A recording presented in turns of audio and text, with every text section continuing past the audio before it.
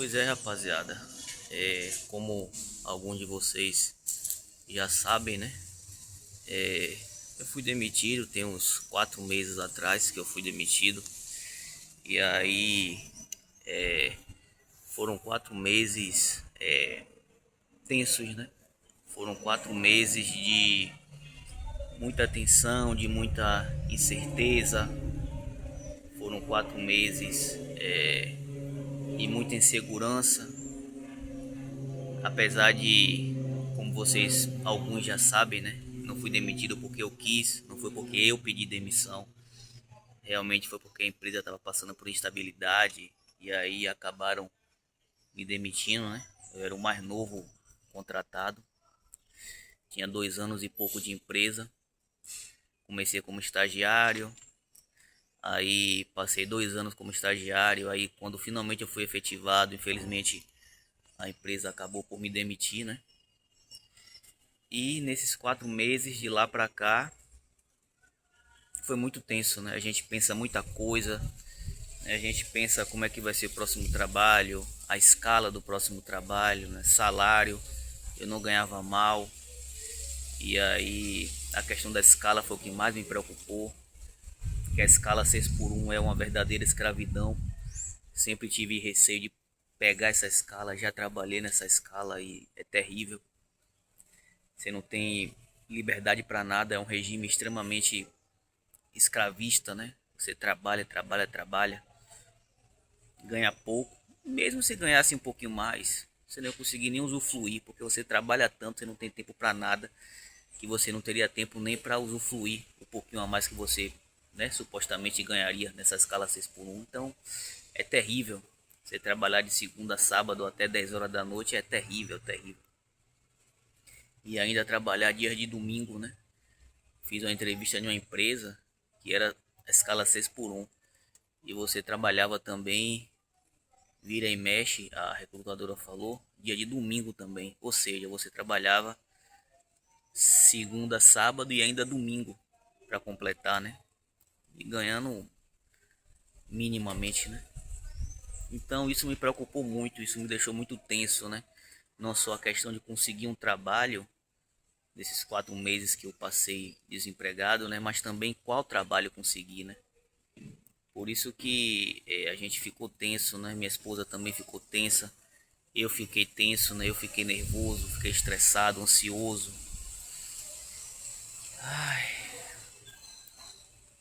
Mas finalmente eu consegui um trabalho, né? Tô em período de experiência ainda, mas eu consegui. Eu tô aprendendo ainda. O supervisor já me elogiou, tô trabalhando certo, né? Tô me esforçando. Tô seguindo em frente, né? Tô seguindo em frente. Pretendo crescer nessa empresa que eu tô agora. Pretendo me desenvolver, crescer. Mas parando para refletir, né? Certas coisas, refletir certos assuntos, a gente para pensar e do porquê que as coisas acontecem, né? Nesses 4 meses que eu passei desempregado, né? Preocupado, já pensei em ir para a Ucrânia, pensei em ir para a guerra mesmo e, entendeu? Se tiver que morrer, que morresse, pelo menos eu ia morrer indiretamente, eu não ia tirar minha própria vida, porque eu não tenho coragem de tirar minha própria vida. Que é o que acontece com a maioria dos brasileiros, se não todos que vão para a Ucrânia, né? Só que poucas pessoas falam sobre isso. Não é só questão de salário, né? É também a questão da perspectiva de vida do nosso próprio país, que a gente não tem muita perspectiva, né? Não tem qualidade de vida, a violência aí nos assolando diariamente, não temos liberdade, não temos direito de ir e vir, a gente vive com medo, a gente vive preso dentro de casa, não pode sair, não pode ter um lazer por conta da violência, né? As facções tomaram conta de tudo, a bandidagem, você não tem liberdade, você vive refém do medo, desemprego, desigualdade, muita ignorância, e isso tudo afeta a qualidade de vida do brasileiro, né? Por isso que, no meu pensamento, acredito eu, que acaba influenciando sim as pessoas a irem procurar novas oportunidades, né? Influencia as pessoas a procurar novos horizontes e a guerra acaba sendo uma perspectiva, né? Mesmo que quase zero de você voltar vivo, mas pelo menos uma perspectiva de você, não sei, ter alguma coisa, uma última esperança, né? Ter um dinheiro, ou então você simplesmente morrer e se livrar de tudo isso aqui, né? É compreensível, eu não estou dizendo que justifica você ir para morrer, mas é compreensível. É de se entender, só que poucas pessoas falam sobre isso, poucas pessoas divulgam sobre essa realidade do brasileiro, que o brasileiro vive, né? Que explica assim o porquê que eles vão para lá, no meu ponto de vista, não é só questão financeira, como eu falei. E é complicado, né? A vida é complicada, é muito difícil. Eu tentei concurso público minha vida inteira.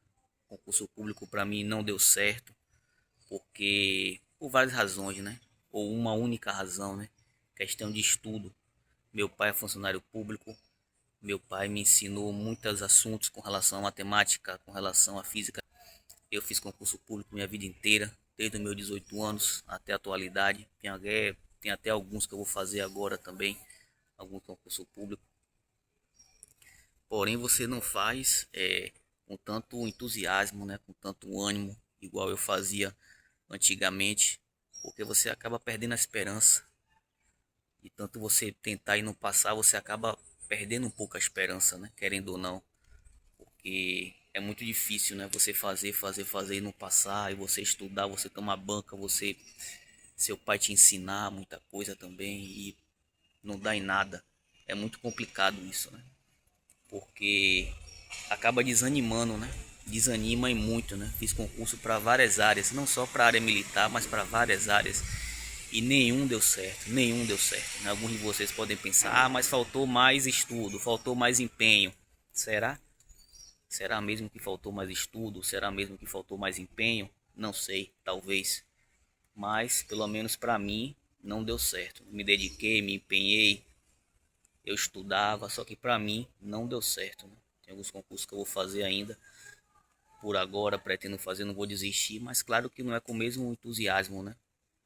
Para estudar e para nada, né? Porque realmente desanima, né? Fiquei muito desanimado, não passando em nenhum todos esses anos, né? Eu tenho 31 anos, desde os meus 18 que eu faço concurso. Então, a procura por estabilidade sempre foi meu foco, né? Concurso público é estabilidade, concurso público é você ter seu dinheirinho ali todo mês, ninguém te tira, só se você fizer uma merda, só se você pedir para sair, fora isso ninguém te tira, né? Então, isso é muito bom. Eu tenho como exemplo meu pai, né? Que é funcionário público, tem um dele todo mês, ninguém tira ele, ele faz o trabalhinho dele e pronto. Isso é muito bom. E nesse Brasil que a gente vive, isso é fundamental, né? Essas empresas aí que acaba passando por estabilidade, empresa privada e acaba te demitindo. Você sai com a mão na frente e outra atrás. Você não tem muita perspectiva, né? Nessas empresas, na maioria, que demite mesmo e você que se lasque. Como no meu caso, a empresa era muito boa, o pessoal trabalhava certinho, eu trabalhava certo, recebia elogios, fazia a minha parte. Porém, primeira estabilidade financeira, eu fui cortado. É decepcionante, né? É frustrante. Por mais que faça parte da vida, mas é frustrante. É muito frustrante, né? Esse tipo de situação. Infelizmente, né? Extremamente chato, né? Desagradável. Por outro lado, vocês têm as cobranças, né? As cobranças nessas provas, a cobrança nesses concursos públicos, né? Será que realmente essas cobranças são equivalentes, né, ao que a gente vive, ao nível educacional do nosso país que é falido? Será que realmente é justo toda essa cobrança dessas provas, né, desses concursos públicos, toda essa cobrança, por exemplo, o Enem, que são 180 questões, mais a redação, um dia de prova, são 90 questões, no outro dia são mais 90 mais a redação. É um total absurdo. Isso daí não existe. Isso daí não é prova. Isso daí é uma prova de resistência. É uma prova que só prova o quanto você tem paciência e resistência. Isso daí não prova a sua inteligência, isso daí não prova se você é capaz ou menos capaz. É uma prova de resistência, é um absurdo, é um absurdo. Quantas pessoas aí querendo trabalhar, quantas pessoas aí querendo fazer um curso, né, simplesmente para melhorar de vida, tem capacidade, porém uma prova, né, que não prova nada acaba impedindo a pessoa de seguir em frente, frustrando a pessoa, né? Isso acontece muito e é a realidade, né, que a gente vive, na minha visão, na minha opinião, né? Que acaba limitando os sonhos, acaba limitando as pessoas, né? Infelizmente, né? E selecionando somente uma pequena parcela. Só questão de esforço, é questão de dom também. Jogador de futebol aí, quantos tentam e não conseguem se igualar a alguns jogadores. Por quê?